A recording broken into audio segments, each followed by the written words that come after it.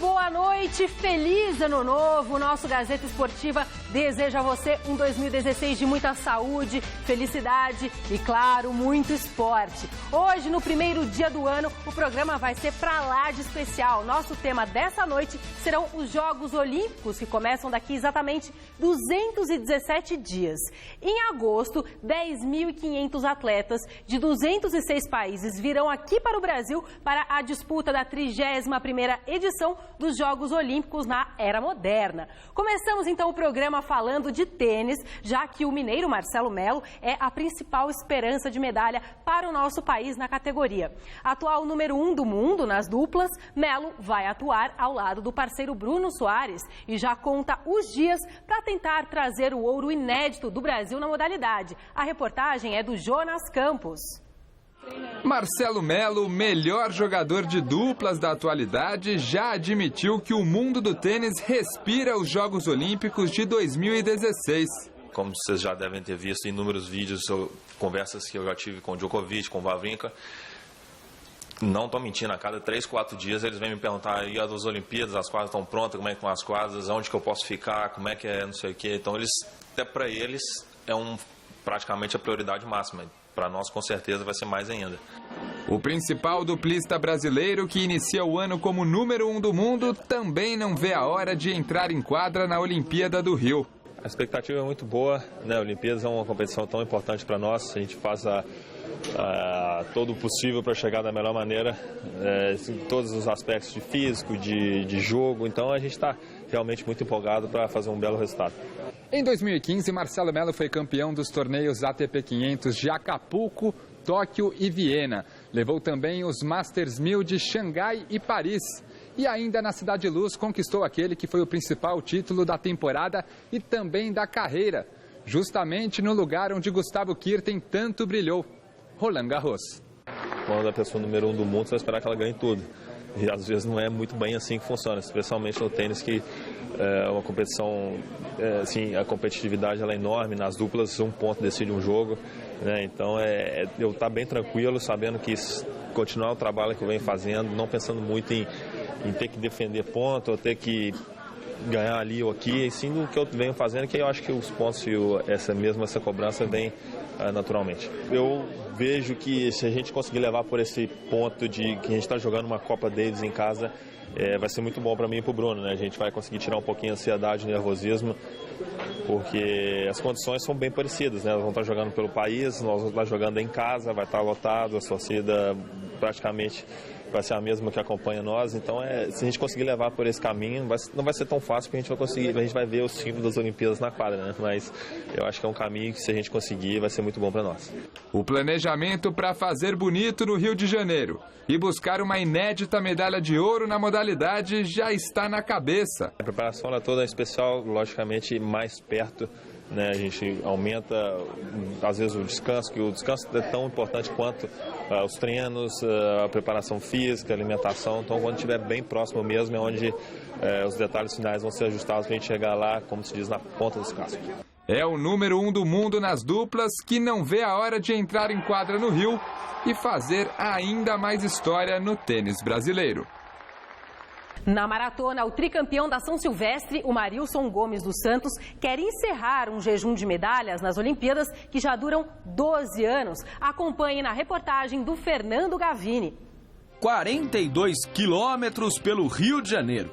O desafio da Maratona Olímpica de 2016 não está no trajeto. No Rio a gente sabe que não vai ter tantas dificuldades com relação à subida, descida, como por exemplo se fosse aqui em São Paulo ou em outra cidade. O que deve influenciar o resultado mesmo é o calor, o que pode, né? É o calor e a umidade relativa do ar. Fatores que devem deixar ainda mais parelha a prova, que já costuma ser equilibrada. A maratona olímpica, a gente costuma dizer que é uma prova diferente, é uma maratona difícil, dura, é uma prova que acaba não tendo os tempos finais, as melhores performances, então acaba equilibrando mais o nível dos atletas. Motivos que trazem esperança de repetir o feito obtido em Atenas 2004 por Vanderlei Cordeiro de Lima, único brasileiro na história a subir no pódio da Maratona Olímpica. Marilson Gomes dos Santos conseguiu o índice em abril do ano passado em Hamburgo. Por enquanto, está garantido nos Jogos. Ele só perde a vaga se sua marca for ultrapassada por 2 brasileiros, já que Solonei da Silva está garantido por ter ficado entre os 20 primeiros no Mundial de 2015. Hoje eu sou o primeiro do ranking, né? O Brasil ele pode colocar 3 atletas na prova de maratona. Hoje eu estou pré-qualificado para a prova. E vou defender essa vaga aí até o final. A chance de ter o tempo feito em Hamburgo superado, no entanto, é pequena. A marca é muito próxima da conseguida por ele em Londres, quando terminou em 5º lugar na Olimpíada. O plano de Marilson é fazer uma preparação especial, sem ter que correr nenhuma maratona no primeiro semestre. A ideia é treinar em provas menores para encarar os 42 quilômetros apenas no Rio de Janeiro. Eu vou fazer se realmente for necessário, né? Se não for, eu vou fazer outras provas mais curtas, eu vou fazer outras provas de 5, de 10 quilômetros, até meia maratona, usando essas provas como preparação mesmo para a maratona olímpica. Marilson quer chegar ao Rio no melhor da sua forma. A maratona da Olimpíada tem tudo para marcar a despedida dele do atletismo. Com certeza vai ser a minha última maratona, né? Até porque eu já vou estar com 39 anos, então vai ser a minha última maratona, a minha despedida das maratonas aí, talvez a minha despedida no mundo atlético, né? Participar de uma Olimpíada já é um momento muito especial da carreira de qualquer atleta, né? Eu tive a oportunidade de participar de 2, mas ainda falta isso para mim, né? Eu queria realmente fechar aí com a medalha olímpica. 3 vezes campeão da São Silvestre e 2 da Maratona de Nova York, Marilson sonha com a medalha olímpica desde 2004. Em Pequim, ele competiu, mas não conseguiu completar a prova. Em Londres, ficou em 5º lugar, pertinho do pódio. O desempenho foi melhorando a cada Olimpíada. Se continuar assim, o destino em 2016 vai ser aquele tão sonhado por ele. Eu queria que fosse simples assim, né? Em Pequim eu treinei absurdamente, fiz tudo o que eu tinha que fazer, estava na minha melhor forma e acabei desistindo da prova, né? Não conseguia realmente correr aquela prova. Até hoje eu não tenho uma explicação lógica para aquilo, né? E em Londres, eu treinei muito pouco para a prova, treinei 40 dias, fui o 5º colocado. Então, cada maratona, como eu disse, tem a sua história, né? Espero que a história dessa vez seja diferente de todas essas outras 2 aí. Apesar de pouco divulgada aqui no Brasil, a luta olímpica também pode render medalhas para o Brasil durante os Jogos do Rio de Janeiro. Primeira medalhista da história na modalidade no nosso país, Aline Silva, foi vice-campeã mundial no Uzbequistão em 2014 e bronze nos Jogos Pan-Americanos do ano passado. Mas o recente sucesso da atleta contrasta com um início de carreira cheio de dificuldades. Acompanhe na matéria do repórter Adriano Dolfi.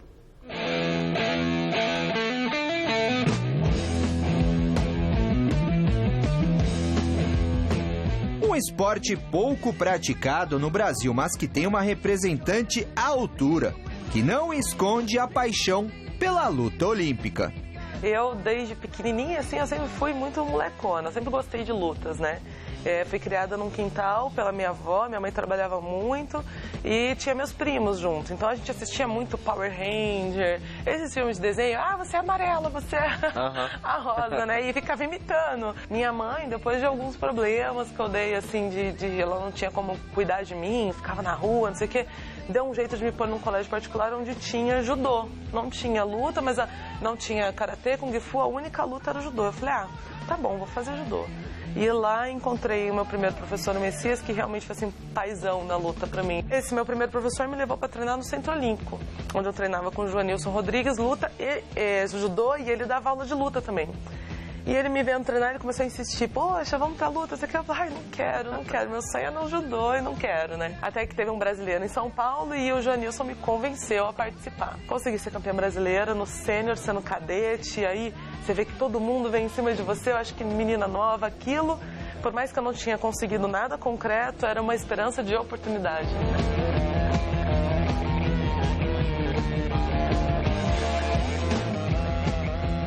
E tudo tem sido uma grande novidade na vida da Aline. Ela foi medalha de prata no último Mundial, medalha de bronze também no Pan-Americano. Acho que é uma novidade aqui no esporte para o Brasil, né, Aline? Sem dúvida, no esporte do Brasil e na minha vida também. Realmente foi uma reviravolta, assim. Às vezes eu falo que talvez a gente não esperava, porque a gente não sabia o momento. Mas é um trabalho que a gente vem fazendo há muito tempo, muito bem feito, me dedicando somente à luta há muito tempo. Uma hora tinha que conseguir, né? As medalhas talvez escondam a série de dificuldades que Aline Silva enfrentou para continuar no esporte, como um problema na coluna e ainda uma doença na tireoide. No final de 2009, com alguns testes do Comitê Olímpico, eles fizeram na gente uma série de exames de sangue, mais para testar também a parte de rendimento, né, ácido úrico, uma série de coisas. Com eles testaram um TSH que eu nunca tinha feito na minha vida. E deu lá um hipertiroidismo. E aí foi o que explicou pra mim o porquê que eu me sentia tão cansada, tão irritada. É engraçado o quanto a gente ainda não entende tanto das doenças de tireoide. Ela influenciava extremamente assim no meu cansaço, na minha recuperação pro treino, no meu humor. Depois do Mundial Júnior, no final de 2006, ali início de 2007, eu meio que parei de treinar nas férias, 20 dias, que às vezes a gente sempre tirava. E comecei a sentir umas fisgadas na coluna, às vezes, para sentar, para baixar no lixo, para jogar alguma coisa no lixo, fazer qualquer coisa, eu sentia fisgada na coluna. E eu demorei a achar um tratamento correto, né? Muitos lugares que a gente vai tratar falam, atleta de alto rendimento, eles já imaginam que está tudo fortalecido e faltava, na verdade, fortalecimento de músculos pequenos, do core, que eu realmente não fazia, preventivo. Né? Eu tive um treinamento duríssimo para esse Mundial de 2006 Júnior, onde eu medalhei, e isso me trouxe algumas consequências. Uma passagem pela cidade de Curitiba fez a atleta ainda pensar em largar tudo. Lá em Curitiba não tinha outros lugares, não tinha onde treinar luta olímpica, a gente estava indo mesmo para desenvolver algum trabalho. Eu fui acolhida por muitos amigos assim nessa hora, a gente fala, o importante não é ter dinheiro, é ter amigo, né? É verdade. Inclusive um casal, o Sebe e a Lelê do Jiu-Jitsu, da Checkmate, eles me acolheram lá e eu comecei a treinar Jiu-Jitsu com eles. O triste para mim era que eu estava cada vez um pouco mais distante do meu sonho olímpico, né? Não queria voltar para São Paulo por causa da faculdade, eu sabia que aqui eu não ia conseguir bolsa de estudo, já tinha tentado por muito tempo, não tinha conseguido. Eu comecei a trabalhar em balada de quinta a sexta. Trabalhava, às vezes saía da balada, né, de sábado para domingo, ia trabalhar em corridas, às vezes corrida da caixa entregando água o domingo inteiro. Durante a semana eu fazia alfajor e sanduíche natural para vender na faculdade, não podia. Eu não tinha geladeira, não tinha fogão, que era o que não tinha tido dinheiro para comprar. Comer fora estava muito caro, eu comecei a viver à base de pão, congelados, que eu ganhei um micro-ondas de uma amiga minha. Disputei a seletiva de 2008 para os pré-olímpicos, para ver quais brasileiros disputariam pré-olímpico com uma menorreia, porque eu não estava comendo, anemia severa me deu, eu não estava comendo. Foi uma época muito difícil na minha vida. Você chegou a pensar em desistir do esporte? Muitas vezes. A esperança veio em 2009, com o convite do SESI. Hoje, Aline consegue viver apenas do esporte, se preocupando também com os treinos e se concentrando num sonho. O sonho, sem dúvida, é a medalha olímpica. Esse é o sonho desde que eu era menininha. Esse é o sonho de muitas crianças que, para isso servem os campeões olímpicos, os medalhistas olímpicos são os nossos heróis no esporte. É para que as crianças tenham quem se espelhar. Então, desde que eu era criança, eu olhava para os grandes medalhistas do judô, sonhando em um dia poder estar no lugar deles, e isso é muito importante. Eu acho que o sonho alimenta muito a nossa jornada, nosso caminho, dá força para você passar por qualquer dificuldade. Então, esse sempre foi o meu sonho.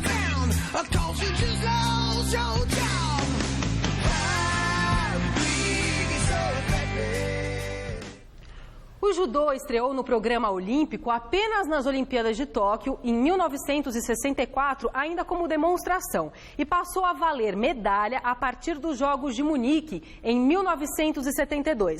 De lá para cá, o Brasil já acumulou 19 pódios na modalidade, sendo que em 3 deles acabou na primeira posição.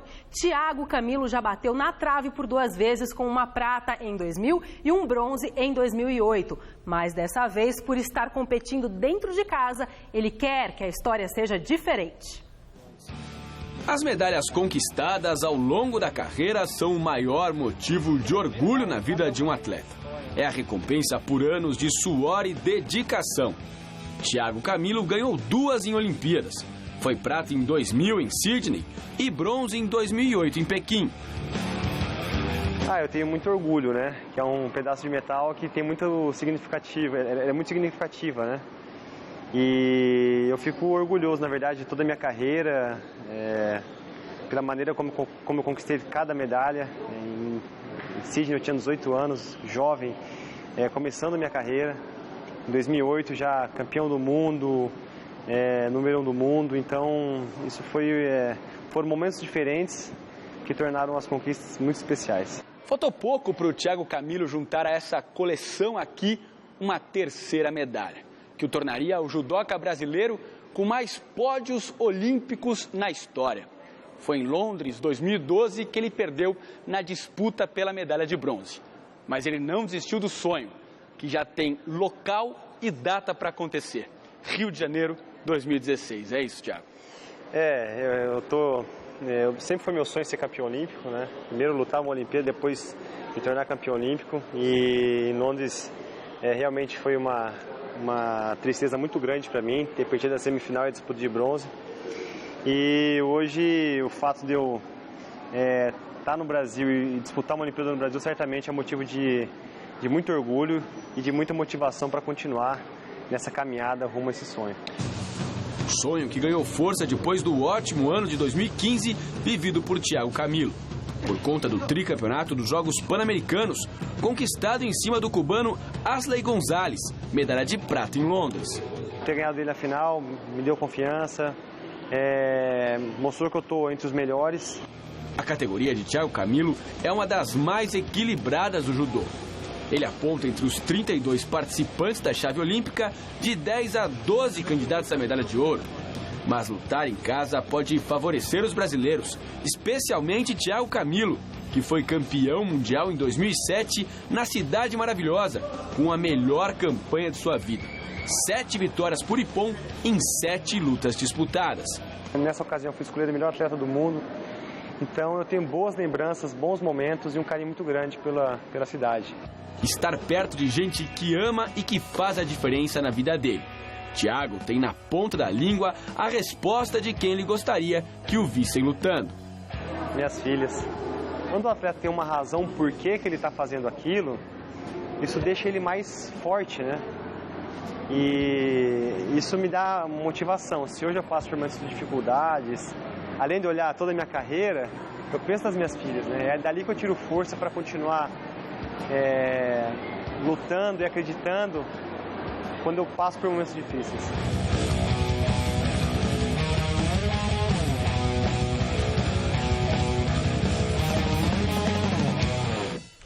E você fale com a gente através do nosso Twitter. O endereço é twitter.com/Gazeta Esportiva. Lá você fica sabendo tudo que rola aqui no programa. Você também pode rever os nossos programas no site da TV Gazeta. O endereço é tvgazeta.com.br.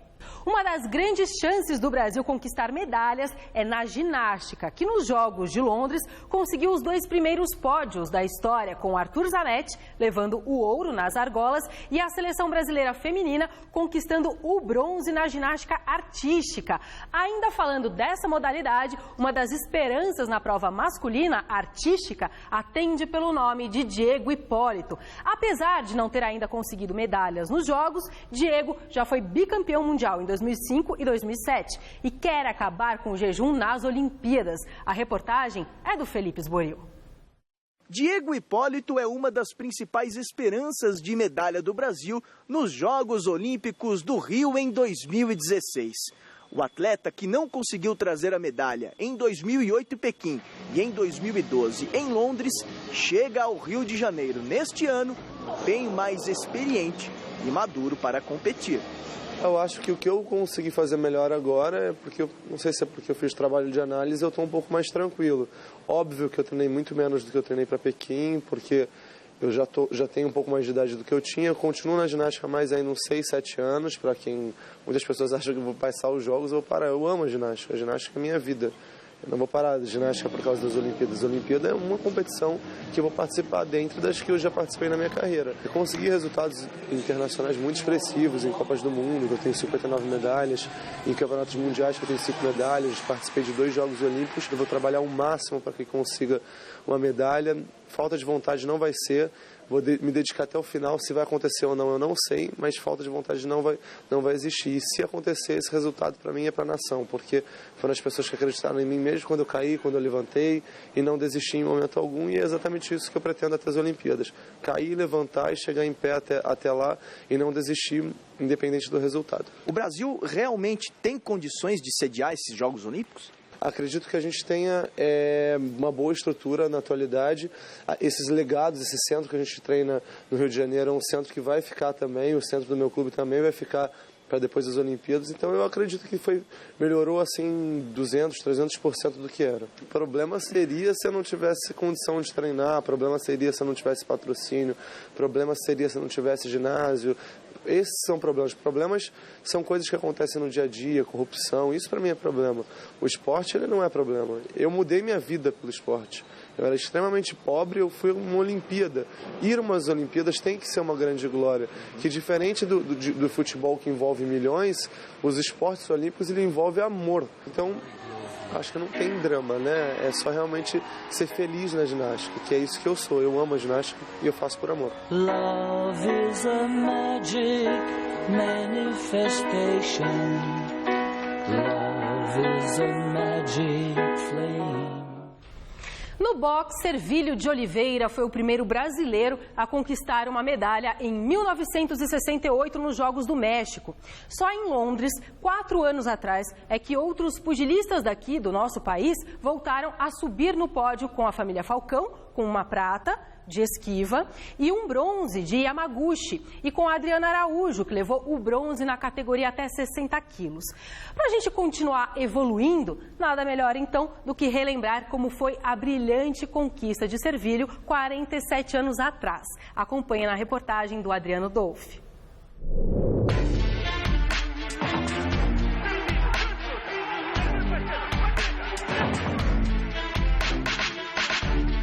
Ele foi o primeiro pugilista brasileiro a conquistar uma medalha em Olimpíadas.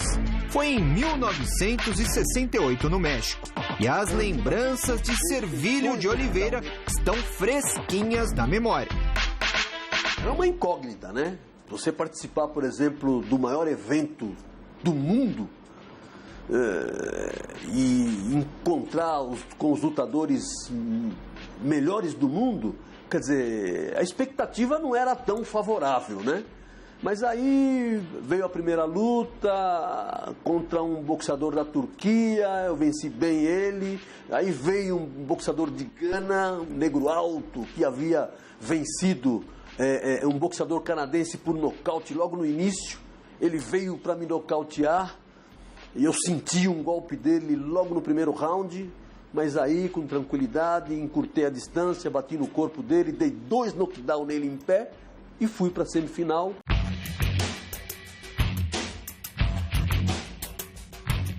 Como é que foi a disputa da semifinal contra o mexicano Ricardo Delgado? Jornalistas mexicanos já vinham prevenindo o Ricardo Delgado sobre a luta entre eu e ele, né? Por quê? Porque, inclusive, eu tenho manchetes lá em casa, guardadas de jornais, dizendo Servílio de Oliveira, um digno postulante da medalha olímpica, né? Então, quando o Ricardo Delgado veio lutar comigo, ele procurou evitar o confronto. Ele boxeou, fugiu, travou, fez de tudo para a luta não acontecer, mas eu acho que ele teve os méritos dele, teve o braço erguido, nada contra.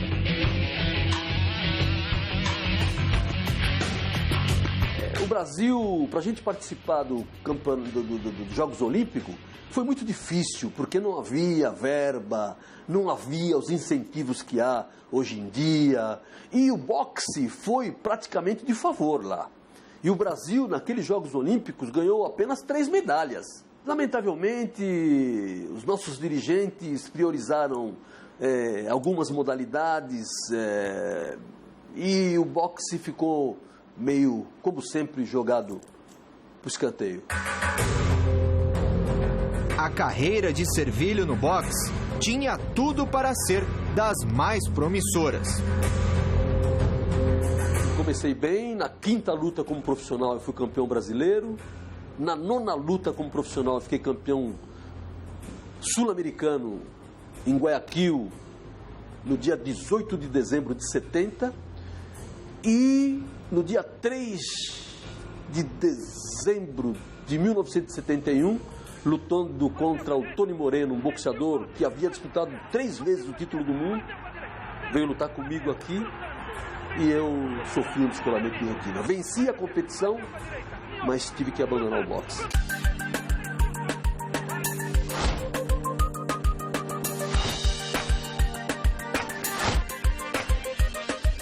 Em 1976, eu voltei a lutar novamente porque tinha condições de boxear e também almejava um dinheirinho a mais para sustentar a família, né? E fiz 5 lutas, venci as 5 lutas, e quando desafiei o campeão sul-americano, Martim Vargas, que era o campeão sul-americano da época, no Chile, eles se apegaram ao regulamento, que diz que todo boxeador com menos de 1% de visão e uma das vistas não pode lutar. Desde então, Servilho aposentou as luvas e se dedicou a revelar e treinar talentos para o boxe. Eu passei a ser técnico, manager e fiz um campeão do mundo como manager, que foi o Valdemir Pereira Sertão. E ele acompanha o momento do esporte brasileiro com um misto de preocupação e otimismo. O boxe brasileiro olímpico vai indo bem, né? Poderia ir melhor, né? Com as verbas de patrocínio, com as leis de incentivo, vai indo bem. Agora, o boxe profissional, está faltando investimento no boxe profissional, né? O Brasil tem chances reais de conquistar a medalha de ouro no boxe em 2016? Eu acho que sim. Nós temos o Robenilson, nós temos o Robson Conceição, que ficou campeão do mundo agora na Venezuela, que é um menino que tem tudo para ganhar medalha, inclusive medalha de ouro, porque ele tem um potencial incrível. O boxe brasileiro ou o boxe mundial perdeu espaço para o UFC? Veja, aqui no Brasil sim. Aqui no Brasil sim, porque você sabe, onde a mídia põe a mão, a mídia mãe põe a mão, é complicado, todo mundo...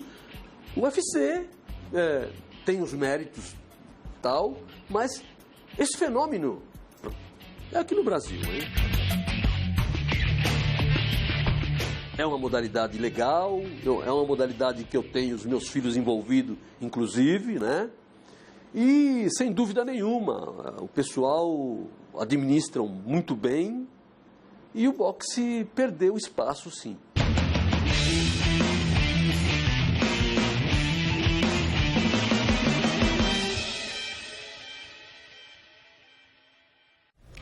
Se tem um esporte que o brasileiro sonha com o ouro olímpico, é o futebol. Afinal, o país que é reconhecido no mundo todo como o melhor na modalidade ainda não conseguiu conquistar um lugar mais alto do pódio em nenhuma das Olimpíadas. Na história, contando o masculino e o feminino, já são 5 medalhas de prata e 2 de bronze. Marta, melhor jogadora da história do nosso país, bateu na trave por 2 vezes. E em sua 4ª Olimpíada, quer aproveitar a experiência para garantir o ouro inédito. Marta tinha apenas 18 anos e era a principal promessa da seleção brasileira em 2004, quando a medalha de ouro escapou na prorrogação contra os Estados Unidos. Em 2008, ela já era a melhor do mundo, craque do time, mas a história se repetiu.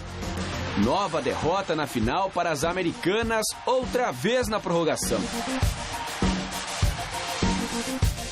Em 2012, o Brasil caiu para o Japão e não passou das quartas de final. Em 2016, a camisa 10 vai disputar sua 4ª Olimpíada, Vai liderar um time jovem, mas que tem trabalhado duro para alcançar o nível das principais forças da modalidade. Desde o começo de 2015, as meninas estão trabalhando todos os dias com o técnico Vadão na seleção que virou permanente em Itu. Só quem joga fora do país, como Marta, se apresenta quando é convocada nas datas FIFA.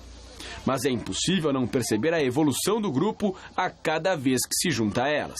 As meninas estão bem mais entrosadas, né? A maioria, todo mundo bem fisicamente. É lógico que tem um ou outro que ainda falta melhorar, mas o caminho é esse, né? O caminho focado num trabalho que está sendo feito com muita seriedade aqui pelo professor Vadão e toda a comissão. E as meninas estão colaborando da melhor maneira possível. Isso é muito importante. Apesar de ter outras remanescentes das 2 medalhas de prata olímpicas, como Formiga e Cristiane, Marta acredita que ainda não dá para comparar o time atual com aquele que brilhou em 2004 e 2008. O time é diferente. São meninas mais novas aqui, que estão, sem dúvida, a cada dia tentando buscar o seu melhor, fazer com que a equipe se encaixe e forme uma equipe muito forte. Mas naquela época as meninas eram praticamente prontas. Apesar de não ter a mesma confiança de outros tempos, Marta não deixa de sonhar. O fato de jogar em casa é um trunfo que torna o desafio ainda mais especial. A gente vai estar no nosso país, vai estar com a nossa torcida. A sensação, sem dúvida, será totalmente diferente das outras vezes. E eu espero que a gente possa realmente ir até o final e, enfim, conseguir vencer essa batalha aí e realizar o nosso sonho, que é, sem dúvida, a medalha de ouro. Se o Brasil não tem a mesma força, o número de candidatos à medalha aumentou nos últimos tempos. Pelo histórico, a gente sempre vai falar Estados Unidos, atual campeão mundial, a Alemanha, né? Mas tem, por exemplo, tem a Inglaterra, que ficou em terceiro no Mundial. Tem a própria Austrália, que tirou a gente do Mundial nas oitavas. Então tem muita equipe boa. É difícil de apontar um ou outro. Nem mesmo Marta foi a mesma nesta última temporada. Eleita 5 vezes a melhor do mundo de 2006 a 2010, pela primeira vez em 11 anos, ela ficou de fora da lista de indicadas ao prêmio. Eu acho que os resultados coletivos é o que mais influencia. E esse ano a gente, graças a Deus, em alguns pontos, fomos bem sucedida no sentido de resultados, em outros não. Então, é todo um trabalho que você faz durante o ano. E eu não fiquei surpresa quando eu não estava na lista, né? Eu acho que as pessoas que acompanham a minha história e há 11 anos vendo o meu nome lá, que ficou surpresa. Mas eu não, é uma coisa normal. Se ficar fora da lista das melhores do mundo não foi uma surpresa para Marta, o fato se transformou em motivação para que 2016, quando ela completa 30 anos, seja uma temporada especial. E o objetivo principal é a Olimpíada do Rio de Janeiro. Mas é óbvio que isso torna-se uma motivação para você continuar na ativa e realmente mostrar que você ainda tem capacidade para, quem sabe, aí no futuro estar na lista. Ano que vem tá lá de novo. Vamos ver. Campeão olímpico e na lista outra vez no final do ano. Vamos combinar? Primeira coisa que vem na minha cabeça é a medalha de ouro. Se eu ganhar a medalha de ouro, eu não faço nem questão de estar na lista. Mas se você ganhar, provavelmente você vai estar. Aí é outra história, mas a medalha de ouro para mim seria o topo da montanha para todos nós aqui. O vôlei é atualmente dos esportes coletivos a maior esperança brasileira de medalha. Será que em 2016 nossos meninos e meninas vão conseguir comemorar em casa? Todo grande time começa por um grande líder, um nome de peso, um nome de respeito. Tratando-se de vôlei feminino, a seleção brasileira não tem problema nenhum. Porque o Zé Roberto Guimarães, além de ser um cara muito experiente, é multicampeão. Das 4 medalhas de ouro do Brasil no voleibol na história, 3 são dele. Uma no masculino em 92 em Barcelona e 2 no feminino, Pequim 2008, Londres 2012, Zé. Ano que vem, Rio de Janeiro, talvez o ano mais importante da história do esporte brasileiro. Qual é o tamanho da pressão de jogar em casa e defendendo os 2 últimos títulos olímpicos, Zé? Muito obrigado por receber a gente. Imagina, é um grande prazer e uma grande oportunidade da gente poder estar falando do voleibol, de tudo aquilo que vai acontecer no Brasil no ano de 2016. Eu acho que a gente vai conseguir dar um show de organização para o mundo inteiro. Eu estou muito otimista em relação à Olimpíada, ao que o Brasil vai realizar. Falando do voleibol feminino, eu acho que vai ser a Olimpíada mais importante das nossas vidas, né? Aquela que nós vamos estar jogando em casa, diante da nossa torcida, o time que é bicampeão olímpico. Mas eu sempre procuro dizer, Vinícius, que o sucesso passado não garante nem o sucesso presente, nem o sucesso futuro. Que nós vamos ter que construir uma outra história. A gente procurou, Vinícius, em 2015, abrir um pouco o leque, até para a gente poder ver quais eram as nossas possibilidades, né? Em termos de jogadoras, dar oportunidade a muitas delas de poderem mostrar o seu trabalho e lógico que a gente já fez uma ideia e nós temos uma base. Agora, ainda não saiu a convocação, lógico que nós estamos vendo os campeonatos pelo mundo, pelo Brasil, né, a Superliga, e a gente tem que estar aberto, nós da seleção precisamos estar abertos a tudo que possa acontecer. O aparecimento de um talento, de alguma coisa nova, então não tem nada fechado. Você foi campeão em 92, 2008, 12. Qual das três foi a mais difícil para você? Todas. Fácil não é. É difícil de você dizer assim, Barcelona tinha o seu grau de dificuldade porque nós não éramos os favoritos, mas também éramos meio franco-atiradores, né? Porque eram garotos, inclusive eu como técnico, eu tinha 38 anos na época, era o técnico mais novo do circuito e lógico que nós queríamos saber de jogar voleibol, nós amávamos fazer aquilo e sonhávamos em estar representando o Brasil e acabou dando tudo certo. Depois, em 2008, teve aquela dificuldade do time ser rotulado como time de amarelonas e todo mundo ficar mordido com aquilo e querer mostrar que nosso time tinha caráter e que nós podíamos fazer um grande resultado. Nós tínhamos ganho em competições secundárias. Eu acho que o mais difícil em se falando de problemas internos foi de 2012, por causa exatamente nós já temos ganho em 2008, nós já temos uma medalha de ouro, não treinamos da mesma maneira, não fizemos os mesmos sacrifícios e ali logicamente apareceram mais problemas, né? E uma comodidade? Acho que o time acabou entrando numa zona de conforto e eu nunca briguei tanto. Né? Diferente do que tinha acontecido no ciclo anterior. Mas eu sabia que ia acontecer, eu já tinha passado a mesma coisa com os homens, isso faz parte. Muita gente deve pensar, o Zé já ganhou tudo, como técnico, enfim. O que falta para você ser realizado, Zé? Falta ganhar o próximo campeonato. Eu acho que a gente, em se tratando de seleção brasileira, em se tratando de cultura brasileira, de segundo e último é a mesma coisa, para a gente também fica aquele negócio. Qualquer campeonato que você vai disputar tem que fazer força para ser o primeiro. A preparação, ela não é nesses últimos 3 meses que nós vamos treinar. Essa preparação ela já começou há 3 anos atrás. Acabou Londres. Acabou, a bola caiu em Londres, que a Fernanda Garay bateu. Comemoramos naquele dia. No dia seguinte, quando nós estávamos voltando para o Brasil, ali já iniciava um novo ciclo. Então, todo cuidado é pouco em se tratando de Olimpíada. A gente tomou um grande susto em Londres e o Brasil é gato escaldado, né? A gente sabe que não pode dar vacilo, que do início ao fim é importante. Agora a gente fica na expectativa não do sorteio, mas porque vai ser em Serpentina, né? Então a gente tem que esperar para ver quem é que vai classificar, para começar a entender os nossos adversários, o que vai ser o nosso grupo, o que pode ser o nosso cruzamento, porque já tem que começar a pensar nas possibilidades. Pensar em todas as possibilidades, as dificuldades que a gente vai passar naqueles momentos, mas já tem que começar antes.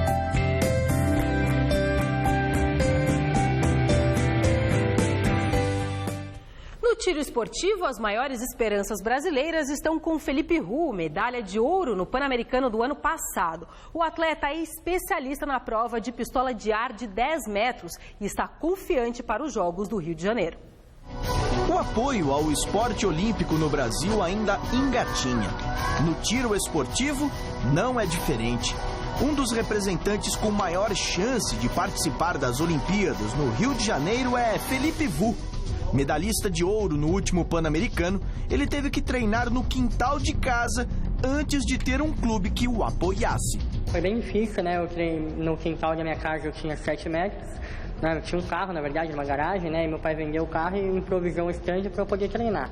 Não era o ideal, mas eu reduzia o alvo, eu conseguia treinar. O bom era que eu podia treinar a qualquer momento. Mas o ruim é que não dava para levar muito em consideração os resultados, né? Mas desde o Pan-Americano, né, o Clube Hebraica me disponibilizou o espaço, então para mim está muito melhor, né? Com certeza isso vai me ajudar até os Jogos Olímpicos. O governo federal te ajuda em alguma coisa? Você é um campeão pan-americano. Então, eu recebo o Bolsa Atleta, né? E fui contratado em 2013 pelo Exército Brasileiro. Isso foi o fundamental, assim, né? Porque é um salário mensal que me garante uma certa estabilidade no esporte, né? Porque eu não tenho nenhum... Eu agora estou com patrocínio, mas até os Jogos Pan-Americanos eu não tinha nenhum patrocínio externo. E é bem difícil comprar, né? Sempre foi patrocínio, né? Porque mesmo com a Bolsa Atleta, com o salário de Exército, a munição é muito cara, né? As armas, os equipamentos são caros. Então é bem complicado, mas graças a Deus agora eu tenho tudo que eu preciso para poder treinar e representar o nosso país muito bem. Não foi só a dificuldade de estrutura que Felipe Vu teve que encarar. Ele também venceu os 4 graus de miopia que possui. O tiro esportivo exige concentração máxima, postura adequada para acertar o alvo e conquistar o título. A competição são 60 disparos, né, que tem 1h15 no caso da pistola 10 metros, 1h30 para a pistola 50 metros. Então, nesses 60 disparos, o ideal é acertar o mais no meio possível todos os disparos e no final a pontuação é somada, né? Então, no meio do alvo vale 10, aí quanto mais distante, menor a pontuação. E no final é somado, o atleta pode disparar no ritmo que quiser, desde que seja dentro do tempo. E para acertar o alvo é preciso um treinamento pesado e de muita repetição. O tiro não é um esporte que exige muito preparo físico, né? Só um pouco de resistência. É um esporte de repetição, então precisa treinar todo dia, até 2 vezes por dia, para ter uma memória muscular boa e conseguir reproduzir, né, o treino na hora da competição, mesmo nervoso ou em alguma situação adversa. Um sistema eletrônico de última geração contabiliza os tiros de Felipe Vu. Tecnologia de ponta, que ajuda o atirador brasileiro a ficar mais próximo de uma medalha. Eu vou trabalhar ao máximo, o Pan-Americano foi só a primeira parte, né? Foi a parte da classificação para os Jogos, agora eu vou trabalhar ao máximo até agosto para representar o nosso país da melhor forma. Nos Jogos eu vou atirar a pistola 10 metros e a pistola 50 metros, sempre classificando em uma, basta ter um índice mínimo na outra que já pode competir. E eu estou treinando no mesmo nível nas duas, né? Então não tem uma mais confortável. Eu estou treinando para chegar até os Jogos muito bem nas duas. Na sua opinião, o Brasil está pronto para sediar uma Olimpíada? Eu acho que está pronto, sim. Eu acho que vai ser um evento bem legal. Por mais que a gente veja, né, que vai ser tudo de última hora, acho que vai ser bem legal e acho que o pessoal tem que esperar, assistir e torcer por nós.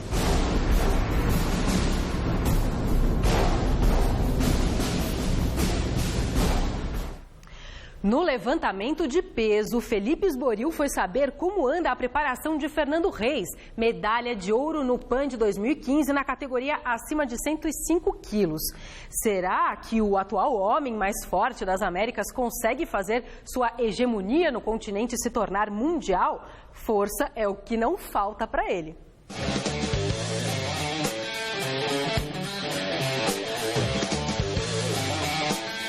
Você já se imaginou levantando 427 quilos?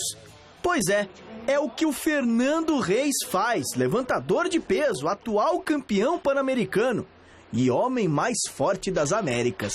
Muito gratificante, né? Acho que é o resultado do trabalho aí que a gente já vem treinando já há muitos anos, no Esporte Clube Pinheiros, junto com o meu treinador Luiz Lopes, o cubano. Então, para mim é muito gratificante. Eu estou tentando, galgando cada degrau para ficar entre os melhores do mundo e conseguir representar bem o nosso país aí nos Jogos Olímpicos. Um treinamento diário, pesado e regrado. Fernando se esforça para estar entre os melhores da modalidade nos Jogos Olímpicos do Rio de Janeiro. Tanto que, se a gente somar o peso que ele levanta durante os treinos, até se surpreende. A rotina é muito puxada, né? A gente tem, dentro dos dois períodos de treino, a gente tem uma tonelagem de 50 a 60 toneladas por dia que o atleta costuma levantar, no meu caso, durante o treinamento. Então é muito puxado tanto para a parte física quanto para a parte mental. Então a gente tem um trabalho muito forte de recuperação, de sauna, profilaxia, para conseguir recuperar o corpo para o próximo treino e, consequentemente, conseguir chegar bem nos Jogos Olímpicos. Para o cara que está em casa e não conhece muito bem, 50 toneladas é um caminhão. Exatamente, é um caminhão que você vai fazendo pouco a pouco por dia, mas é bem puxado. O corpo sente esse trabalho, como acho que são poucos esportes que demandam tanto da parte física quanto o levantamento de peso.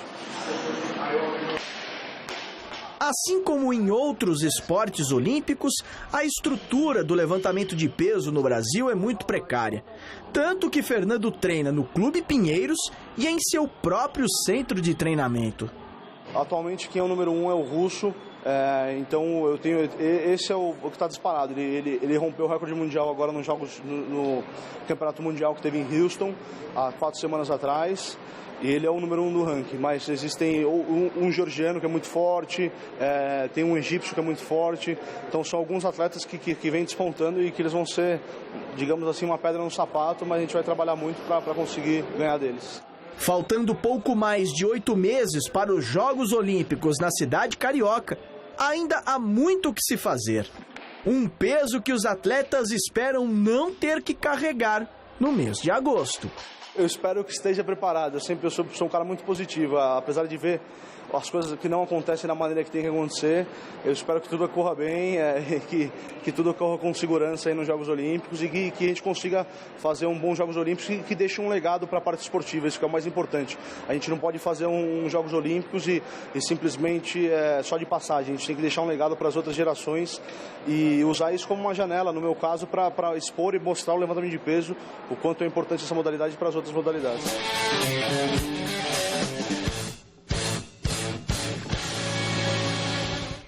Em setembro, 17 dias após o encerramento dos Jogos Olímpicos, começam os Jogos Paralímpicos, competição na qual o Brasil sempre vai muito bem. Na última edição em Londres, encerramos na 7ª posição geral, com 43 medalhas, sendo 21 delas de ouro. Uma das nossas maiores estrelas é a velocista Terezinha Guilhermina, bicampeã paralímpica e especialista nas provas de 200 metros para deficientes visuais. Recordista mundial nas provas de 100, 200 e nos 400 metros rasos. Ao todo, 6 medalhas paraolímpicas, sendo 3 de ouro, 1 de prata e 2 de bronze. Hoje, você vai conhecer a história de uma guerreira, com mais de 250 medalhas na carreira, Terezinha Guilhermina.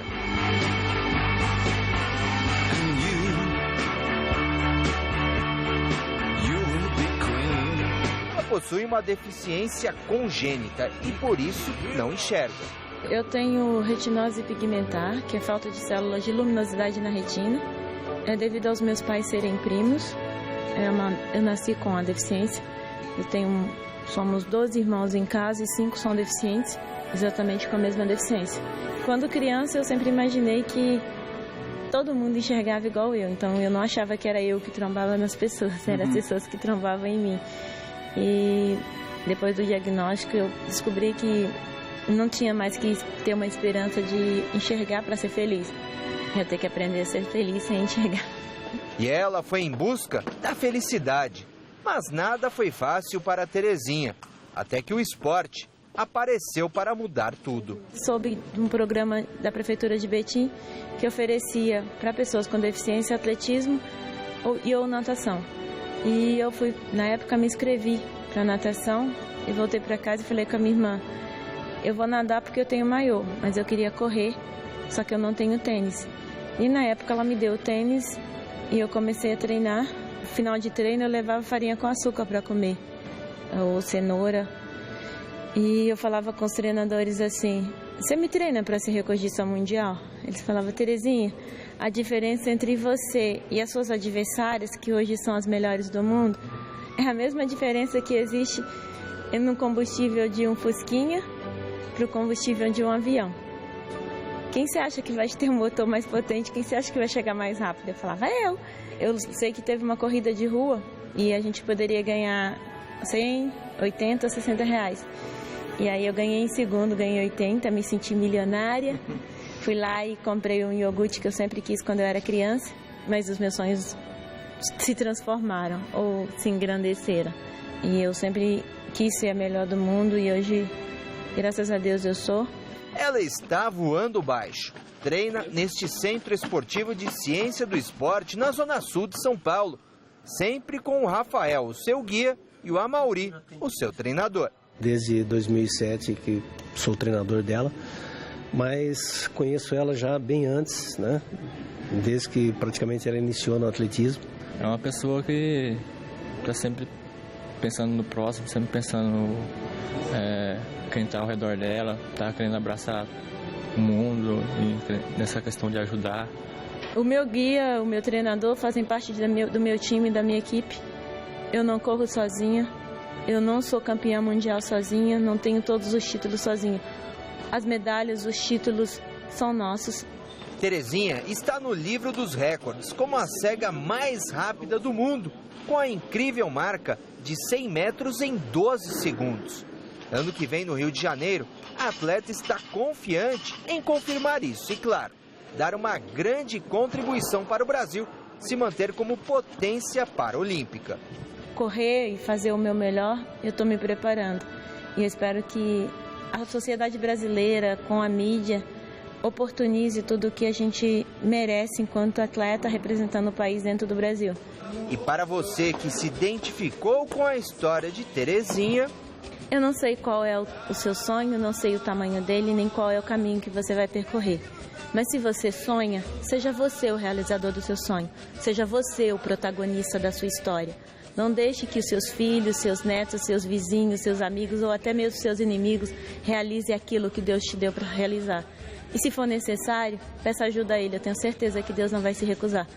Amanhã ou depois eu quero estar do outro lado da tela e ouvir a sua história.